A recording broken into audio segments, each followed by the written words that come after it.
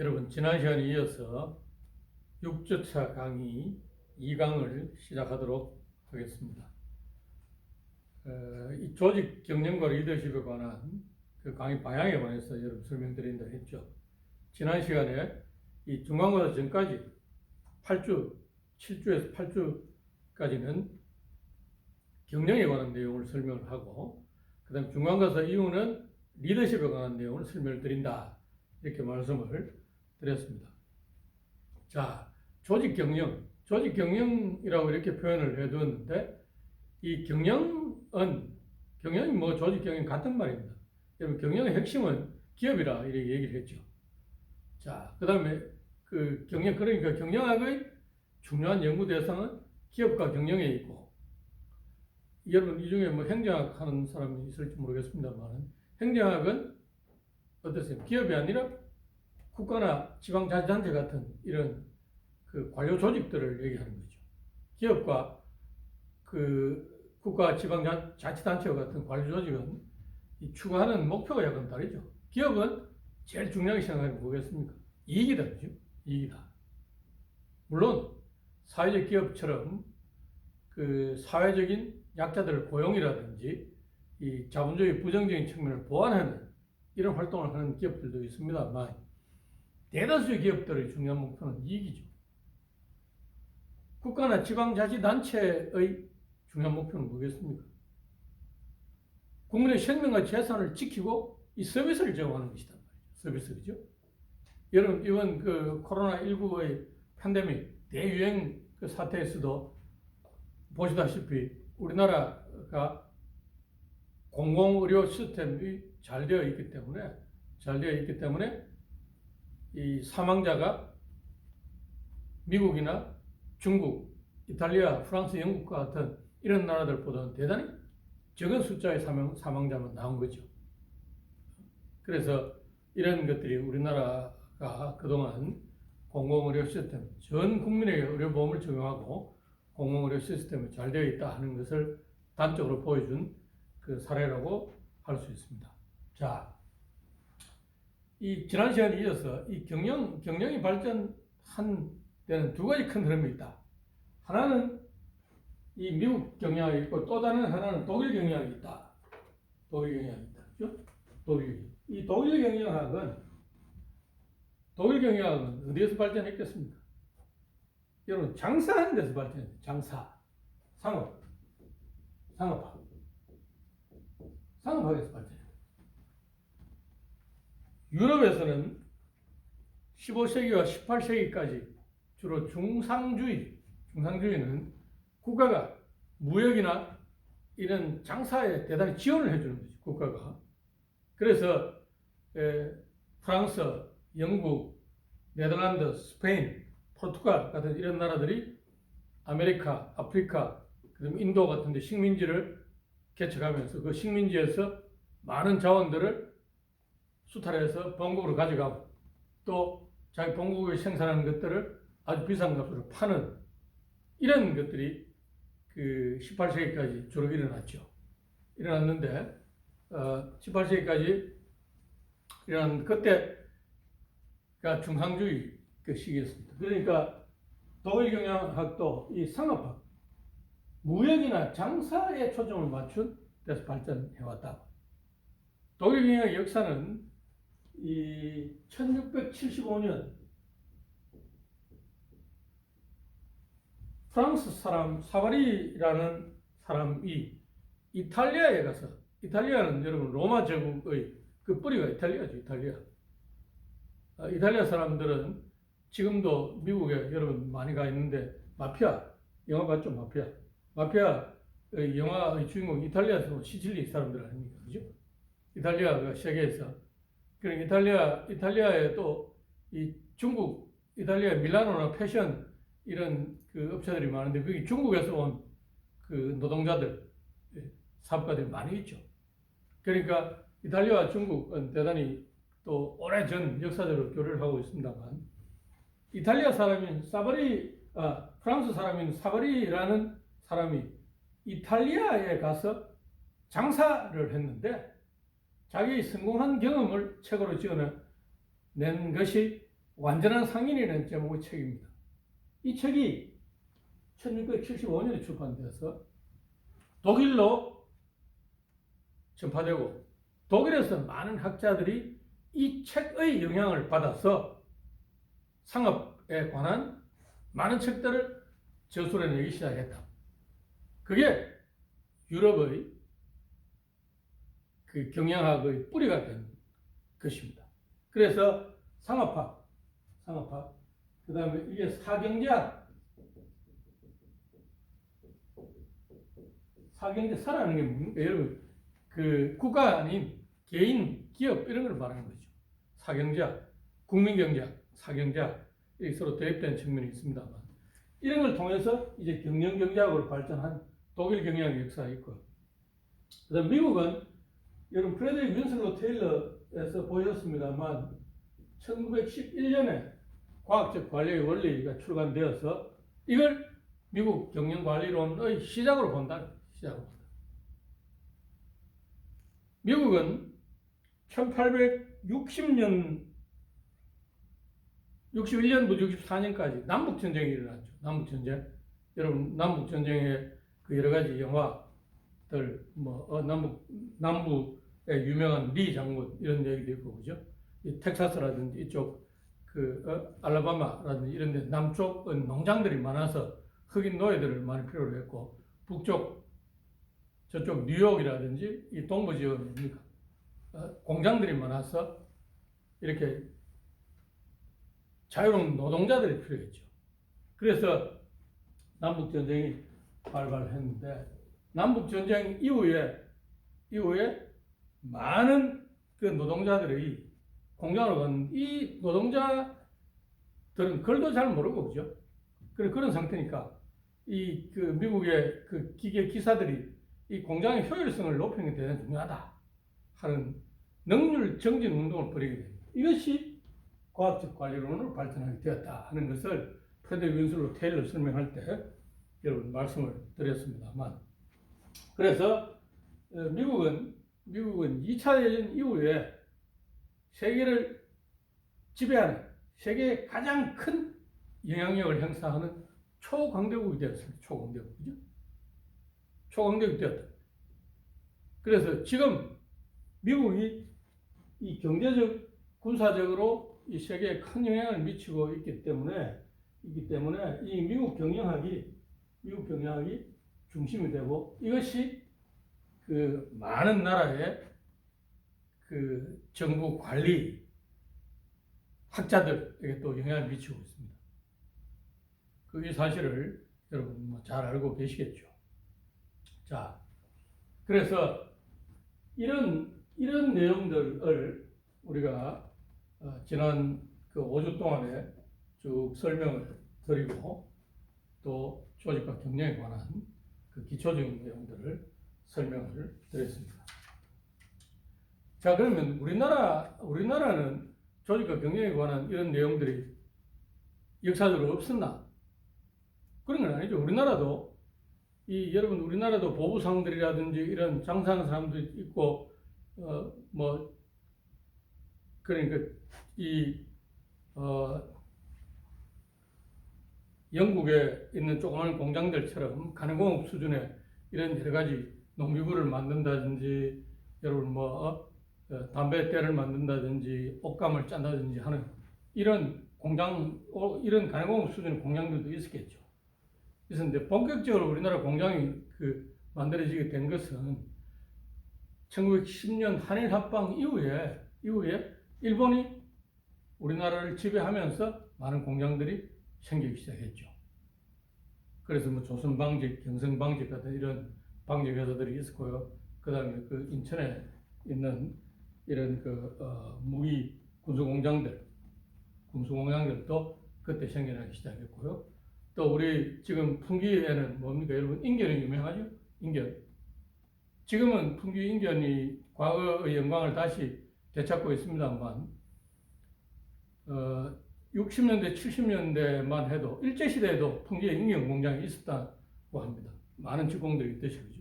그래서 여러분 풍기에 나가시면 오거리 알죠?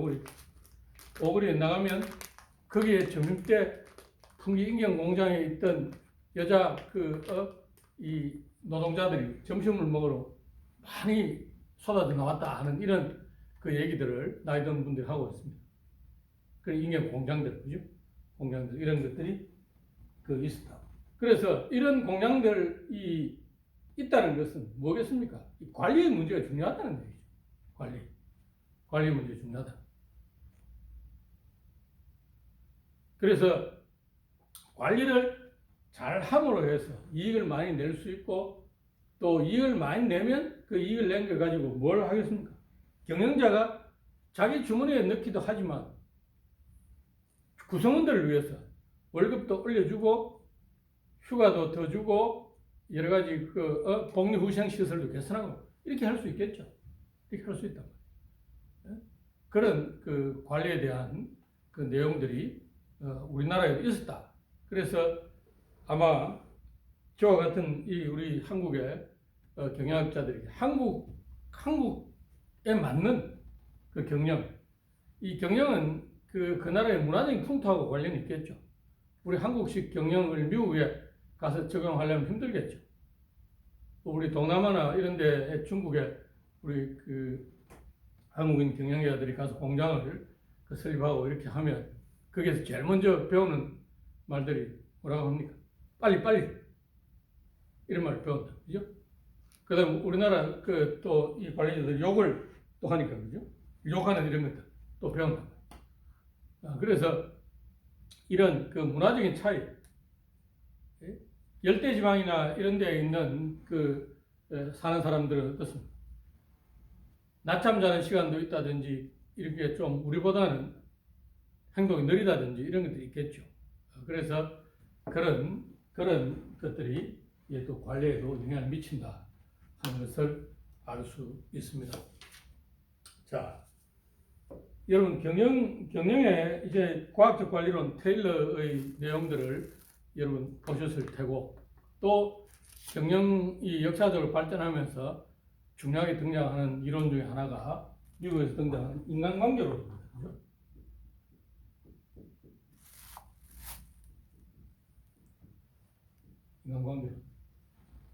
인간관계론은 테일러가 주장한 과학적인 관리 방법, 객관적인 노동 조건이 생산성에 영향을 미치는가 안 미치는가 하는 것을 확인하기 위해서 한 실험에서 비롯되었습니다.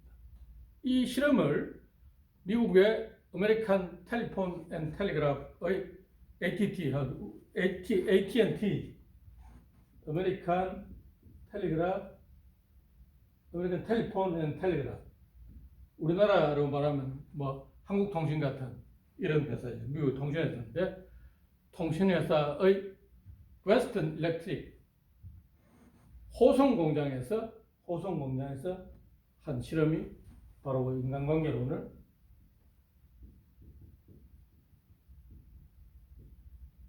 촉발한 그런 실험이 되죠. 그러니까 과학적 관리론에서는 뭡니까? 돈을 많이 주거나 객관적인 노동 조건이 향상되면 생산성이 올라간다 하는 것이 과학적 관리론의 중요한 논거입니다. 자, 그런데 호손 실험에서는 어떻습니까? 자, 그러면 작업 조건을 변화시키면 작업장의 조명도를 올리거나 휴게 시간을 도입함으로 해서 노동자의 생산 능률이 올라가는가 하는 것을 조사를 해봤는데, 변화시키니까 생산성이 올라가는데 원래대로 똑같이 되돌릴 때도 생산성이 떨어지지 않더라 하는 것을 알아내게 된단 말이죠. 자, 그럼 우리 상식적으로 뭡니까? 작업 조건이 향상되면 생산성이 올라가는 건 당연하다고 생각하는데, 작업 조건이 떨어졌을 때도 도로 생산성이 올라가는 것은 우리 설명할 수 없는, 논리로서는 설명하기 어려운 겁니다.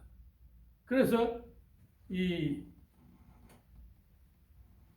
호손 실험에서 많은 연구자들이 참여해서 그 원인을 밝혀내는데 결론은 이렇습니다. 자, 객관적인 작업 조건, 작업 환경이라든지 임금이라든지 휴식 시간 같은 이런 것들이 제공되면 생산성이 올라갈 수도 있지만 이런 물리적인 작업 환경이 아닌 심리적인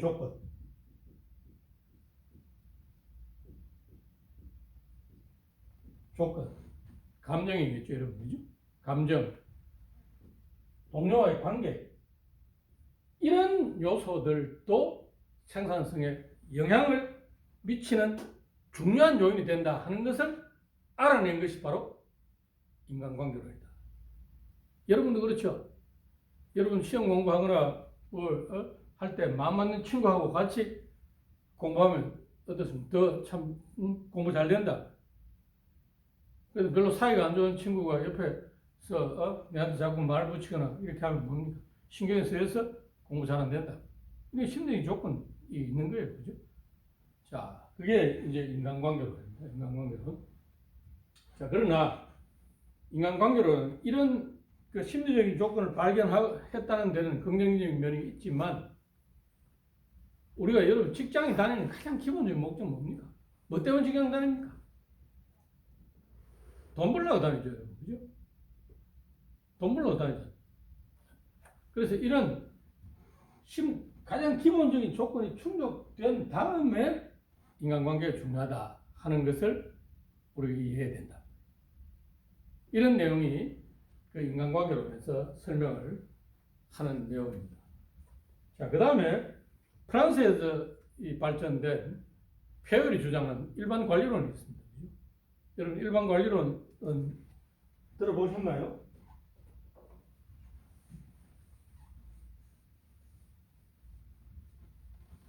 자, 일반 관리론과 시스템 이론을 설명을 드릴 텐데요.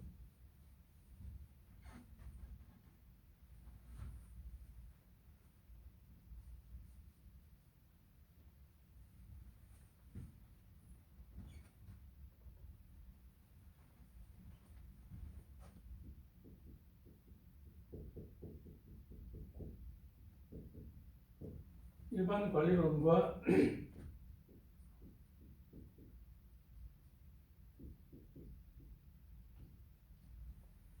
일반 관리론은 프랑스의 광산기사인 헨리 페열, 영어로는 헨리 페열이라고 하고 프랑스 말로는 앙리 파열이라고 합니다. 그죠?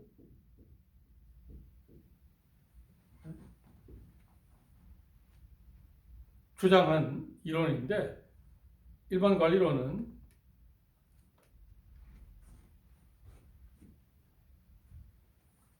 헨리 페열은 프랑스의 광산학교를 졸업해서 광산지사로 취직해서 이 다 망해가는 광산회사를 자기의 관리 원칙을 적용하여 성공시킨 그런 사람이 헨리 페열입니다. 헨리 페열은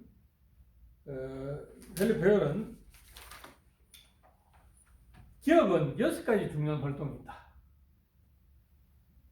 기술적 활동, 상업적 활동, 재무적 활동, 보존적 활동, 회계적 활동, 그리고 관리적 활동. 6가지 기업 활동 중에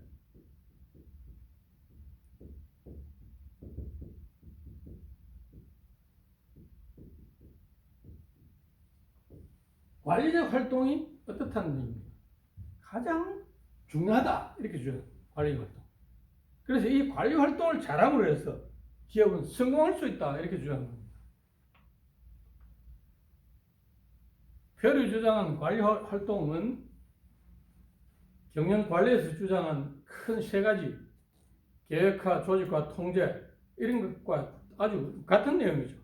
이걸 더 세분화해서 계획, 조직, 지휘, 조정, 통제 이 5가지를 얘기하고 있습니다. 여러분 아마 교과서를 갖고 있는 학생들은 교재 22페이지를 보시면 알겠습니다만 관리적 활동은 플래닝, 오거나이징, 계획, 조직, 지휘, 디렉팅, 코디네이팅, 컨트롤링 하는 이런 5가지 활동이 있다. 이렇게 주장합니다. 이게 그 페어의 그 일반 관리론의 핵심 내용입니다. 오늘까지도 대단히 중요한 관리 원칙이 되고 있습니다. 자, 그 다음에 여러분 경영의 중요한 이론 중에 하나가 이 시스템 시험입니다. 시스템. 여러분 시스템이라는 말을 많이 들어보셨죠? 시스템. 시스템은 뭡니까? 여러분 컴퓨터로 과제물 워딩하거나 출력하려면 어떻게 해요? 프린터도 있어야 되고 자판도 있어야 되고 몸체도 있어야 되고 그죠?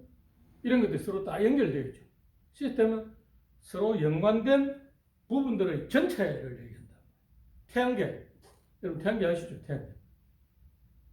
태양을 둘러싸고 있는 여러 가지 이 행성들, 이 지구하고 달하고의 관계 때문에 지구의 공전과 자전 때문에 낮과 밤이 생기고 지구와 달 사이의 인력 때문에 조수간만이 차가 생기고 그죠? 이 사람도 여러분 시스템이죠. 자, 그래서 시스템 이론은 이 다음 시간에 좀 더 시간을 할애해서 여러분 설명을 드리도록 하겠습니다. 오늘 강의는 여기까지입니다.